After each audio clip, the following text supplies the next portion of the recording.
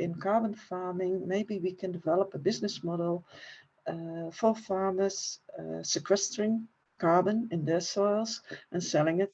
You need cooperation between different public authorities, farm advisory systems, and maybe even where you should ensure that you also have facilitators going out talking to the farmers. Farmers can be convinced best if they see the real example. And not touching the soil helped me to achieve an increased amount of carbon in the soil. This week we met a farmer who said that he had no problems funding his tree plantings because so many agencies like the local district administration or others were willing to give money.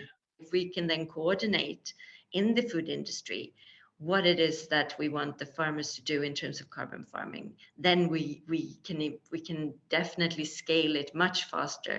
I think it's also about accepting that we will have to use some proxies for some of these rather complex measurements. Sometimes we have a wet year, sometimes we have a dry year, and it's very different what you can do with carbon sequestration with those big differences in climate. You need a lot of knowledge in order to be wiser on what is actually the best thing for the farmer to do. The carbon cycle at farm level is very complex if you dive into it from a very scientific perspective. And I think the trick is then to make it operationable.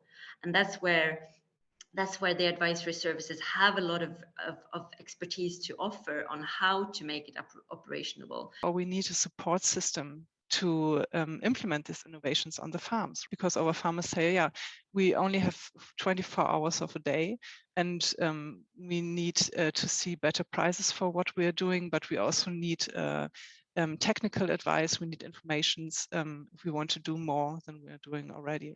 Yeah, build a framework in which those people who actually know what ought to be known, that they can spend their time either in teaching other future advisors or farmers. I think something like the demonstration farms network regarding the carbon farming, it's in my perspective, it's a really good possibility to spread the information.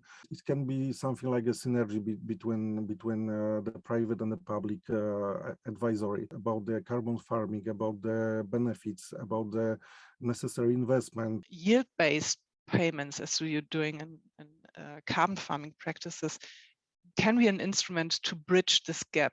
And so the agriculture support is really focused on environmental factors. The CAP can help to direct for sure, and also teach and show the path so that the farmers can train themselves. So I think that CAP support is really needed.